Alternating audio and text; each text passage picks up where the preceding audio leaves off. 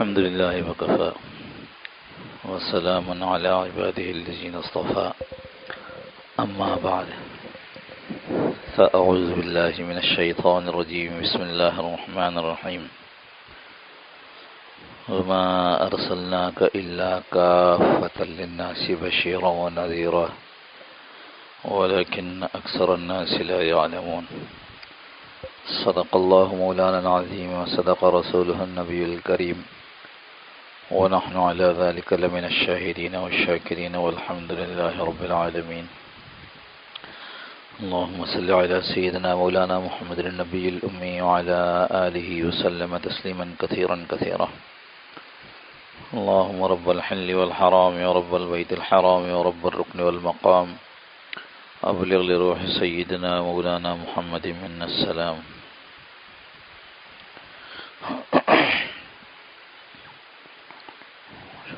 اللہ جل جلالہ من والہ نے حضور صلی اللہ تعالی علیہ وسلم کو ہمارے درمیان بھیج کر ہم پر احسان فرمایا ہے. یہ جو قرآن کریم کی آیت میں نے آپ کے سامنے تلاوت کی ہے، اس میں اللہ رب العزت یہی ارشاد فرما رہے ہیں کہ وَمَا أَرْسَلْنَاكَ إِلَّا كَافَّةً لِلنَّاسِ بَشِيرًا وَنَذِيرًا. ہم نے آپ کو یعنی محمد صلی اللہ تعالی علیہ وسلم کو دنیا میں بشیر و نذیر بنا کر بھیجا ہے. بشیر خوشخبری سنانے والا، خوشخبری سنانے والا، اور نذیر ڈر سنانے والا، ایسی بات سنانے والا جس سے آپ کے اندر اس کا احساس پیدا ہو کہ یہ کوئی ڈرنے کی چیز ہے، اس سے گریز کرنا چاہیے. ڈر والی چیز سے آدمی دور بھاگتا ہے. بشیر بھی تھے، بڑی بشارتیں جنت کی، فرشتوں کے استقبال کی، جنت کی خوشبوؤں اور لباس کی، جنت کے حوال کی، اور دنیا کے اعتبار سے بھی خوشخبریاں دیں. اور بالکل اسی طرح جہنم میں پیش آنے والے حالات، قبر کے اندر پیش آنے والے عذابات، اور دنیا کے اندر جو کچھ اس طرح کی ڈر کی چیزیں ہیں، یہ اللہ نے نبی کریم صلی اللہ تعالی علیہ وسلم کے ذریعہ میں بتلایا.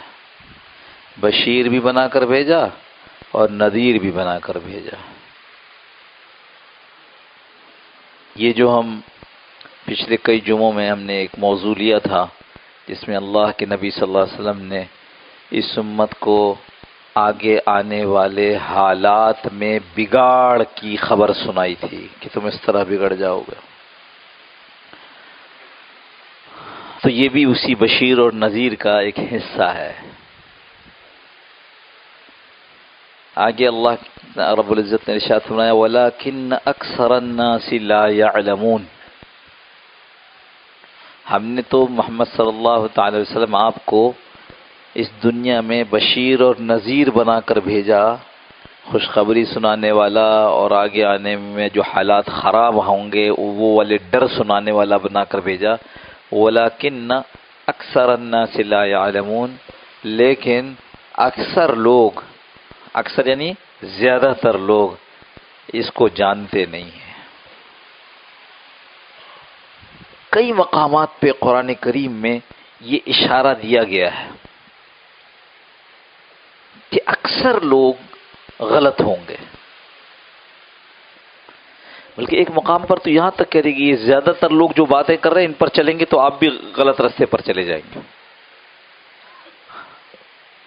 یہ جو جمہوریت کرتے ہیں نا ہم لوگ، اکثریت تو واقعی غلطی چل رہی ہوتی ہے. چھوٹے چھوٹے سے زمانے ہیں جہاں ایسے حالات ہوئے ہوں کہ اکثریت بہت اچھی ہو، ورنہ عمومی چلن تو یہی ہے. وَلَكِنَّ أَكْثَرَ النَّاسِ لَا يَعْلَمُونَ، اکثر لوگ نہیں جانتے اس کو. وہ آپ کو بشیر نہیں مانتے، وہ آپ کو نذیر نہیں مانتے، وہ تو کہتے ہیں ان ھذا الا اساطیر الاولین. یہ تو ایسا لگ رہا ہے کہ جو پرانے زمانے میں کچھ کہانیاں قصے ہوتے تھے اس طرح کی کوئی قصے ہیں. اور شاید اس کے ذیل میں یہ بات بھی آ جائے کہ کچھ جو مانتے ہیں، کچھ جو جانتے ہیں وہ صحیح سے مانتے نہیں ہیں.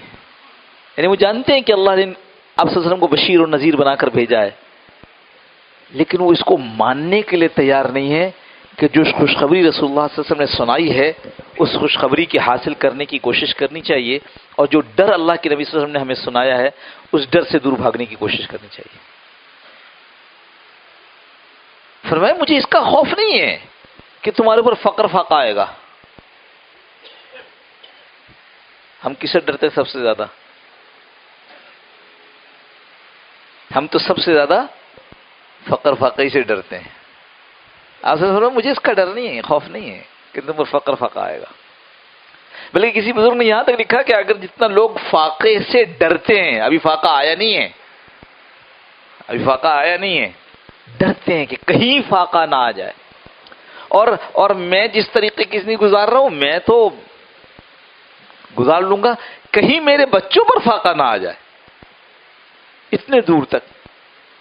تو کئی بزرگ نے یہاں تک فرمایا کہ جتنا یہ لوگ فقر و فاقہ سے ڈرتے ہیں، اگر اس کا آدھا اللہ سے ڈرنے لگے تو اللہ ان کے مسئلے حل کر دے گا.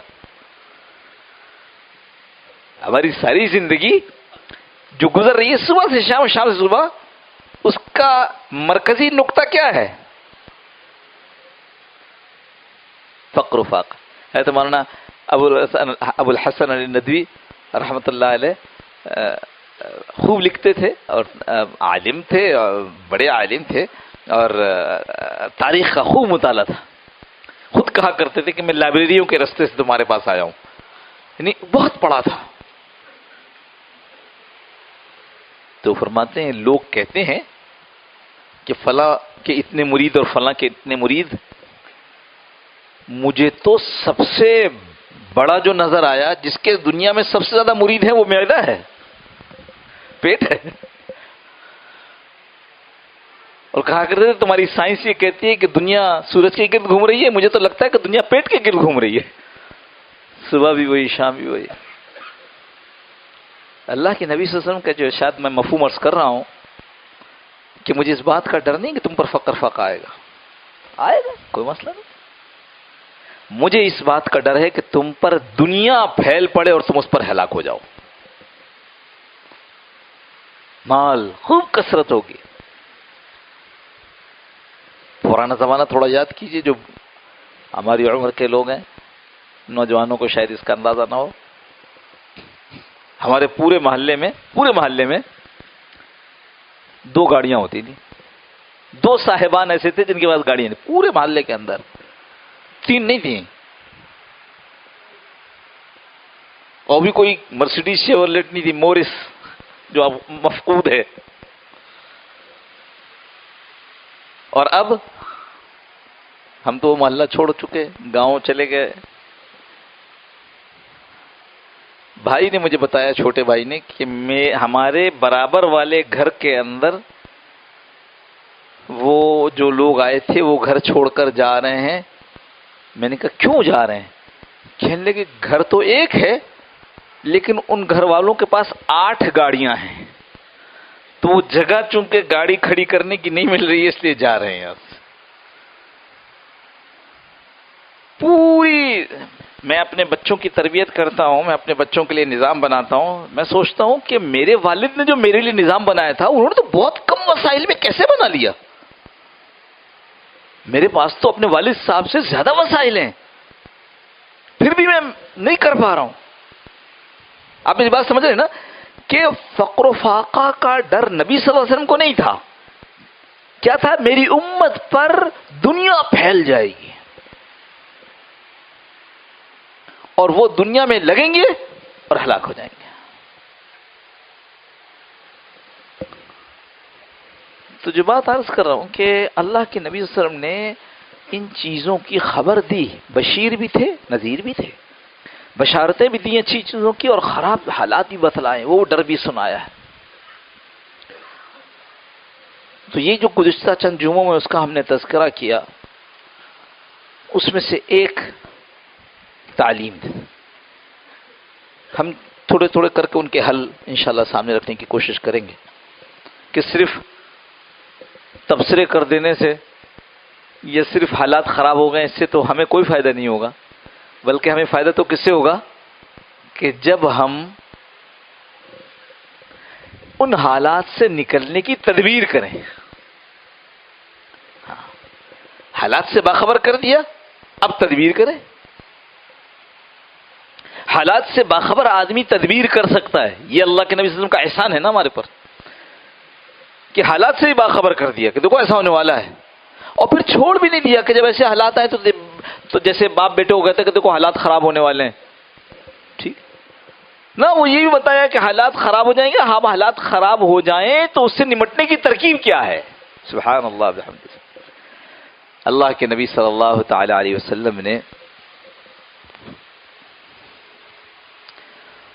یہ بتلا دیا کہ حالات ایسے ہوں گے اور ان حالات سے نمٹنے کے لیے ایک بنیادی بات ہے، وہ ہے اللہ کی طرف رجوع. کسی آدمی کے اوپر خراب حالات آتے ہیں اور وہ اپنی زندگی ویسی رکھتا ہے جیسے پہلے تھی. اب جو خراب حالات آئے تو اس کو سوچنا چاہیے نا. فرمایا وہ ایسے ہی رہتا ہے جیسے تھا، اور پھر حالات خراب ہو پھر حالات درست ہو جاتے. تو اس کی مثال حضرت صلی اللہ علیہ وسلم نے دی ہے کہ یہ ایسے ہی جیسے کسی اونٹ کسی گھوڑے کو نہ سرکشی کے اوپر، نافرمانی کے اوپر، صحیح نہ چلنے پر اس کا مالک باندھ دیتا ہے، اس کو مارتا ہے، اس کو پتہ نہیں چلتا کہ مجھے کیوں مارا جا رہا ہے.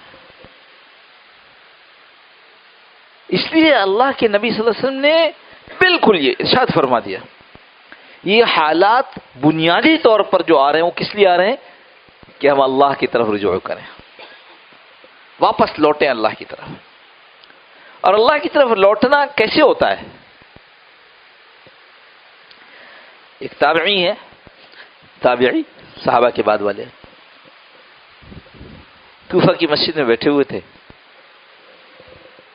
دیکھا لوگ لاجانی باتوں میں مشغول ہیں. آپ نے بھی دیکھا ہوگا، مسجد میں آئے ہوئے ہیں، 2 گھنٹہ 3 گھنٹہ بیٹھے ہیں تو باتیں کریں ادھر ادھر کی، واہی تباہی. لوگ کہتے ہیں بھائی اس کو تو جب دیکھو مسجد میں جا کے کرتا کیا ہے؟ کہتے وہ 6-7 آدمی ہیں بس وہ بیٹھے باتیں کرتے رہتے سارے دن، سب ریٹائرڈ لوگ ہیں. اور گھر والے بھی خوش ہوتے ہیں کہ چلو اب بجائے ہمیں ٹوکا ٹاکی کرنے کے اب مسجد میں جا کے بیٹھا ہوا ہے، ورنہ یہ بوڑھا آدمی ہے یہ ہر وقت ٹوکتا رہے گا ہمیں. گھر والے خوش ہوتے ہیں ہاں جائیے مسجد جائیے. یہ حضرت علی رضی اللہ عنہ کے پاس پہنچے. ہاں سو نہیں، ہر مسجد میں ایسے ہوتا ہے، یہ ہماری مسجد الحمدللہ چونکہ محلے والی نہیں ہے اس لیے یہاں نہیں ہے، ورنہ ہر مسجد میں 6-7 آدمی ایسے ہوں گے کسی کونے میں بیٹھے ہوں گے. ان کا کام بس یہ ہوگا کہ مسجد میں فلاں چیز خراب ہو گئی ہے، فلاں امام وقت پہ نہیں آتا، مؤذن نے اذان دیر میں دے دی، فلانا یوں کر دیا، فلانا نہیں. ہمارے ایک دوست کہنے لگے کہ میں نکلا تو نماز میں تاخیر ہو گئی، یعنی 1 منٹ تاخیر ہو گئی، اور اب میں سوچ رہا تھا کہ پتہ نہیں میں ہمیشہ وقت کی پابندی کرتا ہوں. جب کھڑکی سے جا رہا تھا، کھڑکی سے گزر کے ایسے مسجد میں آنا تھا تو میں نے دیکھا کھڑکی سے کہ لوگ پریشان تو نہیں ہے، تو دیکھا کہ ایک دوسرے سے کہہ رہا ہے.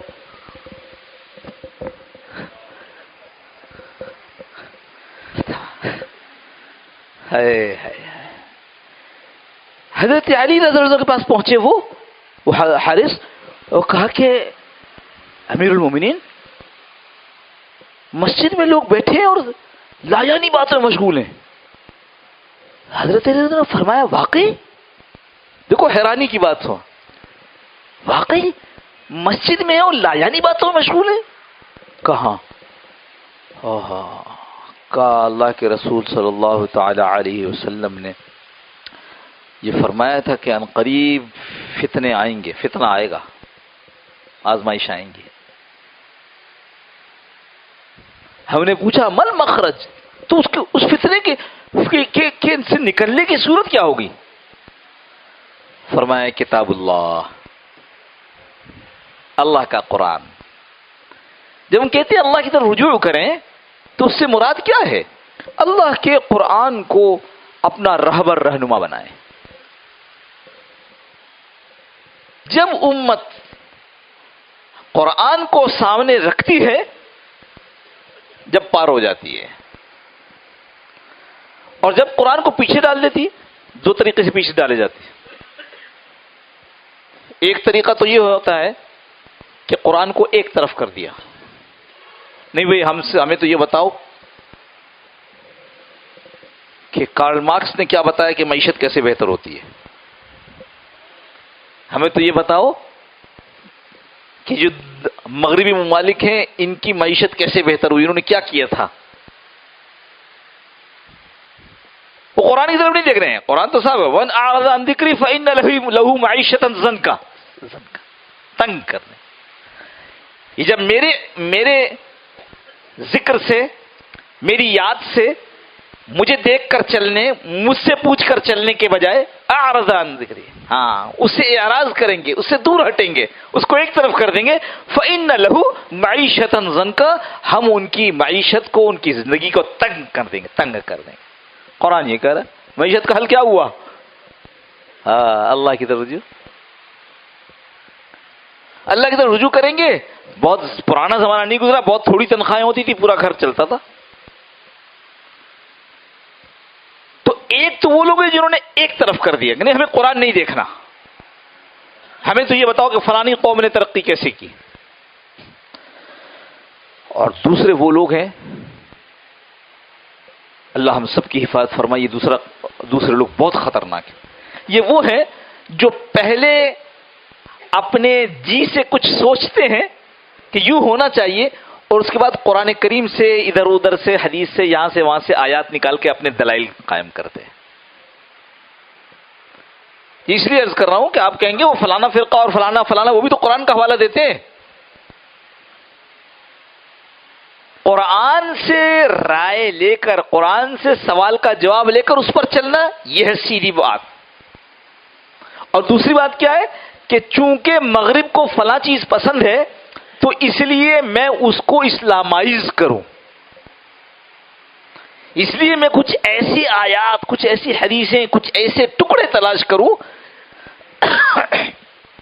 کہ جس سے یہ چیز اسلامی بن جائے، جیسے اس وقت جمہوریت بنی ہوئی ہے۔ جمہوریت، آپ اقبال کے کلام کو اٹھا کے دیکھیے، بتاتے ہیں جمہوریت کیا ہے۔ اس میں مثال دے رہا ہوں صرف، کیا جی سب برابر ہیں؟ سب برابر ہیں کیا مطلب ہوا؟ سب برابر ہیں کا مطلب یہ ہوا کہ امام صاحب کا بھی ایک ووٹ ہے، اور اگر کوئی جو امام صاحب ہیں جو واقعی اس لائق ہیں کہ امت کی امامت کریں اور امت کی رہنمائی کریں، ان کا بھی ایک ووٹ ہوگا، اور وہ جو سب سے معاشرے کا کرپٹ ترین آدمی ہے اس کا بھی ایک ووٹ ہوگا، بلکہ اس بات کا امکان ہے کہ وہ تو پرائم منسٹر بن جائے۔ امکان کہہ رہا ہوں، کسی طرف اشارہ نہیں ہے، قرآن کا کہہ رہا ہے هل يستوي الذين يعلمون لا يعلمون، یہ جو عالم ہے اور یہ جو غیر عالم ہے یہ برابر ہو سکتے ہیں؟ ہرگز نہیں۔ یہ جو متقی ہیں اور یہ جو گناہگار ہیں برابر ہو سکتے ہیں؟ ہرگز نہیں۔ تو یہ میں صرف اشارہ کر رہا ہوں آپ کو کہ دو قسم کے لوگ ہیں، ایک وہ جنہوں نے قرآن کو ایک سائڈ پہ رکھا ہے، ان کے نزدیک قرآن کوئی کتاب نہیں ہے جس کو اللہ نے نازل کیا ہے، یہ کوئی ایسی کتاب نہیں جس کو رہنما اور رہبر بنایا جائے۔ اور دوسرا وہ ہے جو اپنے ذہن سے کسی چیز کو اختیار کر کے پھر اس کے لیے قرآن اور حدیث میں دلائل تلاش کر کے بھی کہتے ہیں دیکھو یہ بھی اسلامی ہے۔ تو اس واسطے یہ جو جن کی بات ہو رہی ہے کہ قرآن سے آدمی کو وہ رہنمائی ملے گی کہ فطروں سے باہر کیسے آئیں، یہ وہ ہے جو قرآن کو اللہ کی کتاب سمجھ کر صرف اس کی طرف رجوع کرتا ہے، اور جب میں کہہ رہا ہوں قرآن کو سے رجوع کرتا ہے تو پھر دوسری چکر میں مت پڑیے گا کہ ہاں وہ لوگ صحیح ہیں جو کہتے ہیں کہ حدیث ودیث کچھ نہیں، اصل قرآن ہے. بالکل نہیں. ہم جب قرآن کہہ رہے ہیں تو ہم یہ کہہ رہے ہیں کہ حدیث اسی قرآن کی تشریح ہے. ہم جب کہہ رہے ہیں قرآن تو ہم صحابہ کے عمل کو قرآن کے مطابق سمجھ کر کہہ رہے ہیں کہ صحابہ ہیں وہ جنہوں نے سب سے پہلے قرآن پر سچا عمل کر کے دکھایا ہے. لہذا اگر کوئی آدمی قرآن کو کہے میں مانتا ہوں صحابہ کو نہ مانے، قرآن پر نہیں ہے. ایک آدمی کہے کہ میں قرآن کو مانتا ہوں حدیثوں کو نہیں مانتا، قرآن پر نہیں. ہم یہ بات نہیں کر رہے ہیں. اللہ کے نبی صلی اللہ علیہ وسلم نے ارشاد فرمایا کہ اس وقت نجات کی صورت کیا ہے؟ قرآن. اس لیے فتنوں شیخ الہند محمود حسن صاحب رحمۃ اللہ علیہ جب انگریز نے مالٹا میں قید کر دیا جزیرے میں، پھر ایک عرصے کے بعد رہائی ہوئی، تو واپسی پر علماء کا ان کی طرف یہ رجوع ہوا کہ فرمائیے اب حالات دیکھ کر آپ کیا کہتے ہیں؟ تو دو باتیں فرمائی. میں نے تنہائی میں اپنی قید کے زمانے میں غور و فکر کیا تو مجھے معلوم ہوا کہ مسلمانوں کی پستی کی دو وجوہات ہیں. ایک وجہ کیا ہے؟ قرآن سے دوری. قرآن سے دوری سے مراد یہ نہیں کہ وہ درس قرآن نہیں کرتے، نہ، یہ تو ایک چھوٹی سی ضمنی چیز ہے. قرآن سے دوری، ان کی زندگی قرآن سے دور ہے. ان کا سونا جاگنا، ان کا اٹھنا بیٹھنا، ان کا کمانا، ان کا خرچ کرنا، ان کے معاملات، ان کی معاشرت، ان کے اخلاق سب قرآن سے الگ ہیں. ایک کیا؟ قرآن سے دوری، اور دوسری مسلمانوں میں آپس میں اتحاد نہ ہونا. مسلمانوں میں آپس میں اتحاد نہ ہونے سے پھر یہ نہ سمجھیے گا، دوبارہ مجھے یہ سب چیزیں اس لیے کہنی پڑتی ہیں کہ آج کل مارکیٹ میں جو بات ہے اتحاد بین المسلمین کے نام پر ہر سچے اور ہر جھوٹے، ہر ایمان والے، ہر منافق سے متحد ہو کر چلو جی یہ اتحاد ہے. نہ، اللہ نے قرآن کریم کو کیا ہے؟ وَاعْتَصِمُوا بِحَبْلِ اللَّهِ جَمِيعًا وَلَا تَفَرَّقُوا. ایک قرآن ہم نے نازل کیا ہے، اس کو خوب مضبوطی سے پکڑ لو. اب ولا تفرقو کا ترجمہ کیا کر رہے ہیں؟ ٹکڑے ٹکڑے نہ ہو جاؤ. نہ نہ نہ، ولا تفرقو، اس کو چھوڑ کر اس سے الگ مت ہو جاؤ. یہ ایسی ایک مضبوط رسی اللہ نے دی ہے. بعض مفسرین نے عجیب بات لکھی ہے، ایک ایسی مضبوط رسی ہے جو ٹوٹ نہیں سکتی، تمہاری غفلت سے چھوٹ سکتی ہے. اتحاد بین المسلمین کا مطلب کیا ہے؟ کہ سارے کے سارے مسلمان اس قرآن پر ایک ہو جائیں، اپنے اپنے عقیدوں پر نہیں، اپنی اپنی مرضی پر نہیں. میں نماز کو سمجھتا ہوں کہ نماز تو یہ جو مسجد میں پڑھائی جا رہی ہے ٹھیک نہیں، وہ تو صرف دعا کا نام ہے، اور ہم کہیں کہ ہاں ہم تمہارے ساتھ اتحاد کرتے ہیں. نہ، سارے مسلمان قرآن پر متفق ہو جائیں. انشاءاللہ اس سلسلے میں آگے پھر ایک ایک کر کے بات کریں گے کہ کون سے فتنے سے بچنے کے لیے کیا کرنا چاہیے. اللہ مجھے بھی آسانی کے ساتھ اس کو سمجھانے کی توفیق دے، عمل کی توفیق دے. وآخر دعوانا الحمدللہ رب العالمین. پہلے اذان ہو کے اس کے بعد پھر سنتے ہیں.